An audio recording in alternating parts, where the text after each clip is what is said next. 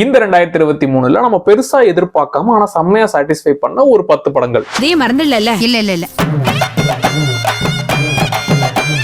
பெரிய ஹீரோ படத்தெல்லாம் ஒதுக்கி வச்சிருவாங்க. ஏன்னா நம்ம ரொம்ப எதிர்பார்த்துதான் அங்க போறது.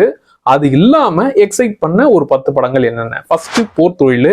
இன்டர்வெல்லே வில்லனை சொல்லிட்டீங்களடா, இதுக்கப்புறம் செகண்ட் ஹாஃப்ல என்ன பண்ண போறீங்கன்னு நினைச்சா அதுலயும் ஒரு சம்பவம் செஞ்சு மிரட்டி விட்டாங்க.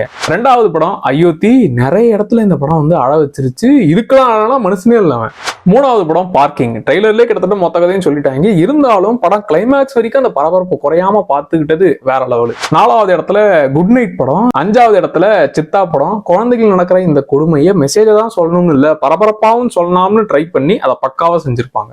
6வது இருகப்பற்று. 3 குடும்பத்தை எடுத்துக்கிட்டு மொத்த குடும்ப சண்டையுமே அதுல சொல்லி தீர்த்து விட்டாங்க.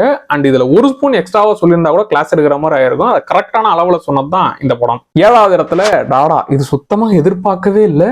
8வது இடத்துல மார்க் ஆண்டனி. என்னத்தை பெருசா செஞ்சிருவாருன்னு பார்த்தா தியேட்டர்ல செம்மையா என்ஜாய் பண்ண படத்துல இதுவும் ஒண்ணு. 9வது இடத்துல ஜிகர்தண்டா XX. பார்ட் 1 பேரை கெடுத்துறாதையான்ற மைண்ட் செட்ல போய் பார்ட் 1 தூக்கி சாப்பிடுற மாதிரி எனக்கு செம்மையா ஃபீல் ஆச்சு.